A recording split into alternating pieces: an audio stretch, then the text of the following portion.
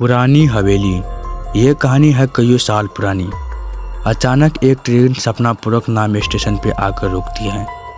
उस ट्रेन में से एक राज नाम का व्यक्ति बाहर निकलती है, लेकिन स्टेशन पे उसे चारों तरफ डरावने ही डरावने लोग घूमते हुए नजर आते हैं।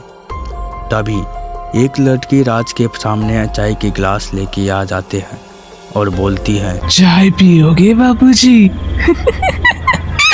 गर्मा गर्म चाय पी लो बाबूजी। उस लड़की का चेहरा बिल्कुल बुरी तरह से जला हुआ था, साथ ही उसका दांत चुड़ैल की तरह खतरनाक थी। राज उस लड़की को इनकार करके तेजी से आगे की तरफ चलने लगती है। तभी एक कुबड़ा आदमी राज का रास्ता रोक लेता है और बोलता है, बाबूजी, आप मेरी पीठ पर बैठ जाओ, मैं आपको आपकी मंजिल तक पहुंचा दूंगा। इतना ही नहीं, मैं तो आपसे किराया भी नहीं लूंगा। कुबड़े आदमी की दोनों आंखें से खून बह रहा था और साथ ही उसने अपने हाथ में एक मरे हुए बिल्ली पकड़ रखा था। तभी अचानक वो राज का हाथ पकड़ लेता है। राज बोलता है, छोड़ मुझे, छोड़। फिर राज कुबड़े को धक्का देकर जमीन पर गिरा देता है और तेजी से स्टेशन के बाहर भाग जाता है। राज बिना पीछे मुड़े आगे की तरफ भागने लगता है। थोड़ी देर में वो एक हवेली के सामने पहुंच जाता है। तभी हवेली के गेट के ऊपर बैठी एक बुढ़िया राज के देखकर मुस्कुराने लगती है और बोलती है, आओ राजू बेटा, आओ, मैं तुम्हारा ही इंतजार कर रही थी। कैसे हो मेरे बच्चे? बुढ़िया के दोनों आंखें से चमक आ रही थी।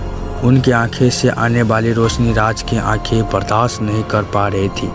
तभी बुढ़िया जोर जोर से हंसने लगती है। राज वहां से भागने की कोशिश करता है, लेकिन बुढ़िया के लंबे हाथ उसकी गर्दन पकड़ लेती है। राज बोलता है, छोड़ो मुझे, छोड़ो। बिस्तर पर लेटा राज अचानक उठकर बैठ जाते हैं। तभी राज का पास लेटी उसकी पत्नी बबीता उठ के राज के पकड़ लेती है।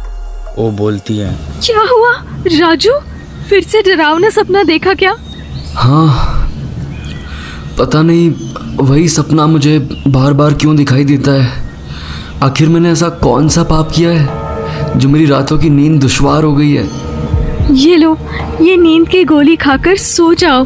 शाम को हमें तुम्हारे माता पिता से मिलने जाना है। सफर बहुत लंबा है, इसलिए चैन से सो जाओ। इतना कह के बबीता राज की नींद की गोली खिला देती है। उसके बाद राज गहरी नींद सो जाते हैं। सुबह राज और बबीता उस हवेली के पास जाता है।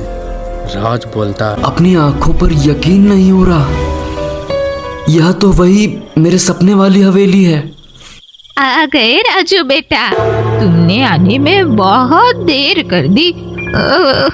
मैं कितने सालों से तुम्हारा इंतजार कर रही हूँ। उसके पास इमली के पेड़ देखता है, उसकी ओर बढ़ने लगता है। आखिर हवेली का राज क्या है? क्या सच्चा है इस इमली का पेड़ में? आगे क्या होगा राज और बबीता का साथ? तो आप जानना चाहते हैं और इस कहानी का दूसरा भाग जानना चाहता है तो कमेंट करके अपना राय सलाह दीजिए।